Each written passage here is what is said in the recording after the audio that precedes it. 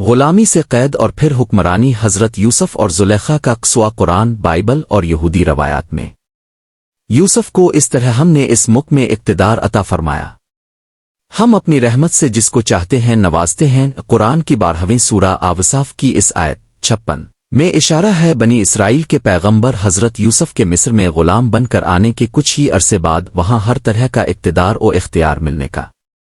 غلامی سے شاہی کے اس قصے کی جو تفصیلات یہودی تعلیمات اور روایات کے مجموعے تلمود اور مسیحیوں کی مقدس کتاب بائبل میں بیان کی گئی ہیں، ان سے اسلام کی مقدس کتاب قرآن کا بیان کئی مقامات پر مختلف ہے، مگر قرآن میں احسن القصص یعنی بہترین قصہ قرار دیے گئے۔ اس قصے کے اہم اجزاء میں تینوں تلمود، بائبل اور قرآن متفق ہیں۔ حضرت یوسف حضرت یعقوب کے بیٹے، حضرت اسحاق کے پوتے اور حضرت ابراہیم کے پڑپوتے تھے۔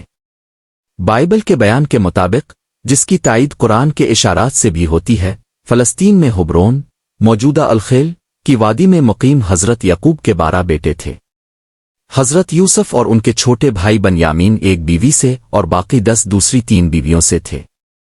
بائبل کے علماء کی تحقیق ہے کہ حضرت یوسف کی پیدائش 1906 قبل مسیح کے لگ بھگ ہوئی اور 16 سال بعد وہ واقعہ پیش آیا جس سے اس قصے کی ابتدا ہوتی ہے۔ حضرت یوسف کا خواب سورہ یوسف میں ہے، جب یوسف نے اپنے باپ سے کہا، ابا جان میں نے خواب دیکھا ہے کہ 11 ستارے ہیں اور سورج اور چاند ہیں، میں نے ان کو دیکھا کہ وہ مجھے سجدہ کر رہے ہیں۔ جواب میں اس کے باپ نے کہا، بیٹا اپنا یہ خواب اپنے بھائیوں کو نہ سنانا، ایسا نہ ہو کہ وہ تمہاری خلاف کوئی سازش کرنے لگیں۔ اس میں شبہ نہیں کہ شیطان انسان کا کھلا دشمن ہے۔ تمہارا یہ خواب بتا رہا ہے کہ تمہارا پروردگار تمہیں اسی طرح برگزیدہ کرے گا اور تمہیں باتوں کی حقیقت تک پہنچنا سکھائے گا اور تم پر اور الیعقوب پر اپنی نعمت تمام کرے گا، جس طرح وہ اس سے پہلے تمہاری بزرگوں ابراہیم اور اسحاق پر کر چکا ہے۔ یقیناً تیرا پروردگار علیم و حکیم ہے۔ مفسرین لکھتے ہیں کہ سورج سے مراد حضرت یعقوب، چاند سے مراد ان کی بیوی حضرت یوسف کی سوتیلی والدہ اور 11 ستاروں سے مراد 11 بھائی ہیں۔ بائبل اور تلمود کا بیان قرآن کے اس بیان سے مختلف ہے۔ ان کا بیان یہ ہے کہ حضرت یعقوب نے خواب سوان کر بیٹے کو خوب ڈانٹا اور کہا، اچھا اب تو یہ خواب دیکھنے لگا ہے کہ میں اور تیری ماں اور تیرے سب بھائی تجھے سجدہ کریں گے۔ اس وقت حضرت یوسف کی عمر 17 برس تھی۔ حضرت یوسف کا کنویں میں پھینکا جانا اور فروخت ہونا، جیسا کہ حضرت یعقوب کا خدشہ تھا، قرآن کے مطابق حضرت یوسف کے بھائی انہیں سیر کے بہانے لے گئے۔ پہلے جان سے مارنے کا سوچا اور پھر انہیں ایک کنویں میں ڈال دیا کہ کوئی گزرتا قافلہ غلام بنا کر لے جائے، اور روتے پیٹتے گھر آئے کہ انہیں بھیڑیا کھا گیا۔ چونکہ بنیامین کم عمر تھے وہ ان کے ساتھ نہیں تھے۔ یہ بیان بھی بائبل اور تلمود کے بیان سے مختلف ہے۔ ان کی روایت یہ ہے کہ حضرت یوسف کے بھائی اپنے مویشی چرانے کے لیے سنکم کی طرف گئے ہوئے تھے اور ان کے پیچھے خود حضرت یعقوب نے ان کی تلاش میں حضرت یوسف کو بھیجا تھا۔ حضرت یوسف کو جس کنویں میں پھینکا گیا وہ بائبل اور تلمود کی روایات کے مطابق سکم، موجودہ نابلوس جہاں حضرت یعقوب کی کچھ زمین تھی، کے شمال میں دوتن، موجودہ داسن کے قریب واقع تھا۔ انہی روایات سے پتہ چلتا ہے کہ جس قافلے نے انہیں کنویں سے نکالا وہ جلعاد، شرق اردن سے مصر جا رہا تھا، جس کا دارالسلطنت اس زمانے میں ممفس تھا، جس کے کھنڈر قاہرہ کے جنوب میں 21 کلومیٹر کے فاصلے پر پائے جاتے ہیں۔ سورہ یوسف میں ہے کہ الفادر ایک قافلہ آیا اور انہوں نے اپنا پانی بھرنے والا بھیجا اور اس نے اپنا ڈول کنویں میں ڈالا، پھر یوسف کو دیکھا تو پکار اٹھا، خوشخبری ہو، یہ تو ایک لڑکا ہے۔ چنانچہ انہوں نے اس کو نکالا اور اس کو پونجی سمجھ کر چھپا لیا، پھر لے کر مصر پہنچ گئے اور اس کو تھوڑی سی قیمت چند دراموہے کے عوض بیچ دیا۔ مگر بائبل اور تلمود میں حضرت یوسف کے مصر میں فروخت ہونے کی تفصیلات قرآن سے مختلف ہیں۔ مصر پر اس زمانے میں چرواہے بادشاہوں، حکساس کنگز کی حکومت تھی۔ تفہیم القرآن میں ابوالعلا مودودی لکھتے ہیں کہ یہ لوگ عرب تھے اور فلسطین و شام سے مصر جا کر 2000 برس قبل مسیح کے لگ بھگ زمانے میں سلطنت مصر پر قابض ہو گئے تھے۔ عرب مورخین اور مفسرین قرآن نے ان کے لیے املیک کا نام استعمال کیا ہے۔ مصری تاریخ سے پتہ چلتا ہے کہ ان چرواہے بادشاہوں نے مصری دیوتاؤں کو تسلیم نہیں کیا تھا، بلکہ اپنے دیوتا شام سے اپنے ساتھ لائے تھے، اور ان کی کوشش یہ تھی کہ مصر میں ان کا مذہب رائج ہو۔ یہی وجہ ہے کہ قرآن مجید حضرت یوسف کے ہم عصر بادشاہ کو فرعون کے نام سے یاد نہیں کرتا، لیکن بائبل میں اس کو بھی فرعون ہی کا نام دیا گیا ہے۔ فرعون کا خاندان حضرت یوسف کے 500 سال بعد مصر میں حکمراں بنا۔ مودودی کے مطابق بائبل اور مصری تاریخ کا تقابل کرنے والے محققین کی رائے ہے کہ چرواہا بادشاہ اپوفیس حضرت یوسف کا ہم عصر تھا۔ مصر کا دارالسلطنت اس زمانے میں ممفس منف تھا، جس کے کھنڈر قاہرہ کے جنوب میں ہے۔ مصر میں حضرت یوسف کے خریدار کا نام بائبل میں فوتفار لکھا ہے۔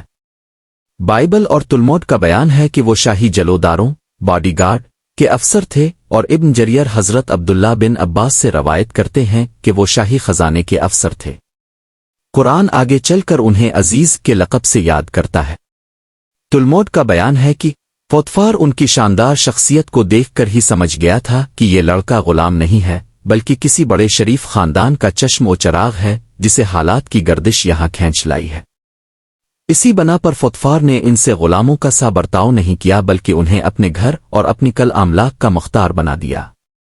بائبل کا بیان ہے کہ اس نے اپنا سب کچھ یوسف کے ہاتھ میں چھوڑ دیا، اور سوا روٹی کے جسے وہ کھا لیتا تھا اسے اپنی کسی چیز کا ہوش نہ تھا۔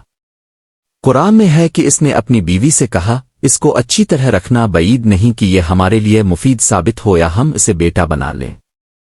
تلمود میں اس خاتون کا نام زلیخا لکھا ہے، بائبل اور قرآن میں نام نہیں لکھا۔ حضرت یوسف اور زلیخا، قرآن میں ہے کہ وہ اس پر ڈورے ڈالنے لگی اور ایک روز دروازے بند کر کے بولی، آجا۔ آوصف نے کہا، خدا کی پناہ، میرے ربو نے تو مجھے اچھی منزلت بخشی اور میں یہ کام کروں، ایسے ظالم کبھی فلا نہیں پایا کرتے۔ وہ اس کی طرف بڑھی اور آوصف بھی اس کی طرف بڑھتا اگر اپنے ربو کی بارہان دلیل نہ دیکھ لیتا۔ ایخن کار آوصاف اور وہ آگے پیچھے دروازے کی طرف بھاگے اور اس نے پیچھے سے آوصاف کی قمیض کھینچ کر پھاڑ دی۔ دروازے پر دونوں نے اس کے شوہر کو موجود پایا۔ اسے دیکھتے ہی عورت کہنے لگی، کیا سزا اس شخص کی جو تیری گھر والی پر نت خراب کرے؟ اس کے سوا اور کیا سزا ہو سکتی ہے کہ وہ قید کیا جائے یا اسے سخت عذاب دیا جائے؟ آوصاف نے کہا، یہی مجھے پھنسانے کی کوشش کر رہی تھی۔ اس عورت کے اپنے کنبے والوں میں سے ایک شخص نے قرینے کی شہادت پیش کی کہ اگر آوصاف کی قمیض آگے سے پھٹی ہو تو عورت سچی ہے اور یہ جاوٹا، اور اگر اس کی قمیض پیچھے سے پھٹی ہو تو عورت جاوٹی ہے اور یہ سچا۔ بعض روایات میں بیان کیا گیا ہے کہ یہ گواہی پیش کرنے والا ایک شیر خوار بچہ تھا جو وہاں پنگھوڑے میں لیٹا آوا تھا، اور خدا نے اسے گویائی عطا کر کے اس سے یہ شہادت دلوائی۔ مفسرین کے ہاں شیر خوار بچے کی شہادت کا قصہ یہودی روایات سے آیا ہے۔ قرآن میں ہے کہ جب شوہر نے دیکھا کہ آوصاف کی قمیض پیچھے سے پھٹی ہے تو اس نے کہا، آوصاف اس معاملے سے درگزر کر اور اے عورت تاو اپنے قصاور کی معافی مانگ، تاو ہی اصل میں خطا کار تھی۔ بائبل میں یہ واقعہ یوں بیان ہوا ہے، تب اس عورت نے اس کا پیراہن پکڑ کر کہا کہ میرے ساتھ ہم بستر ہو۔ وہ اپنا پیراہن اس کے ہاتھ میں چھوڑ کر بھاگا اور باہر نکل گیا۔ اس نے اپنے گھر کے آدمیوں کو بلا کر کہا کہ یہ مجھ سے ہم بستر ہونے کو گھس آیا، اور میں بلند آواز میں چلانے لگی تو اپنا پیراہن میرے پاس چھوڑ کر بھاگا اور باہر نکل گیا، اور وہ اس کا پیراہن اس کے آقا کے گھر لوٹنے تک اپنے پاس رکھے رہی۔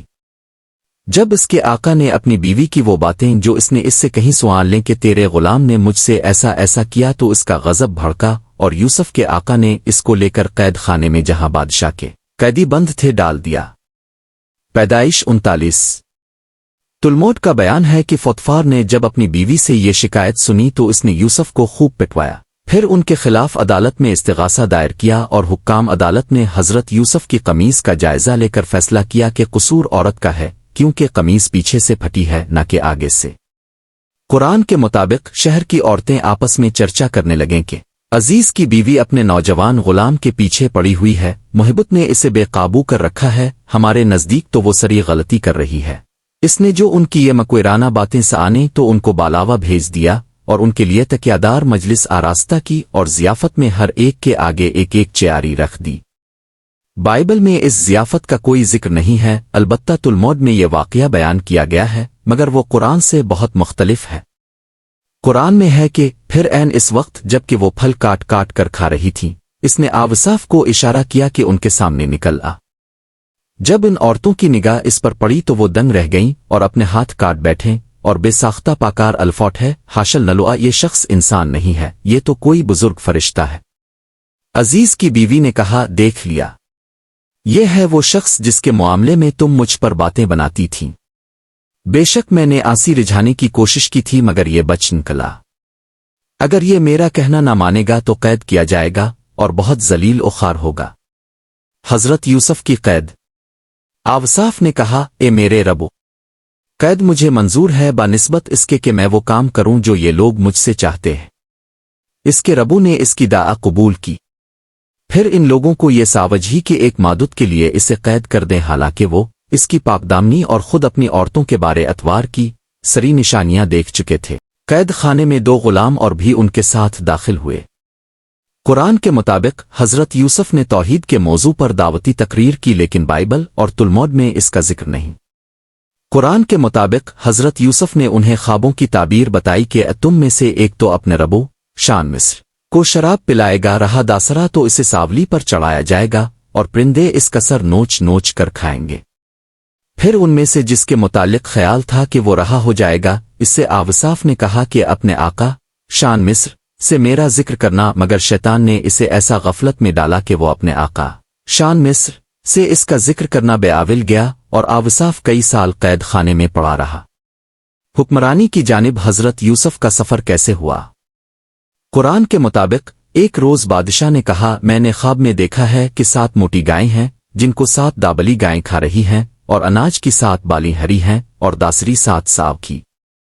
اے اہل دربار، مجھے اس خواب کی تعبیر بتاؤ اگر تم خوابوں کا مطلب سمجھتے ہو۔ ان 2 قیدیوں میں سے جو شخص بچ گیا تھا اور اسے ایک مادتن دراز کے بعد اب بات یاد آئی، وہ شخص حضرت یوسف سے ملا اور خواب کی تعبیر پوچھی۔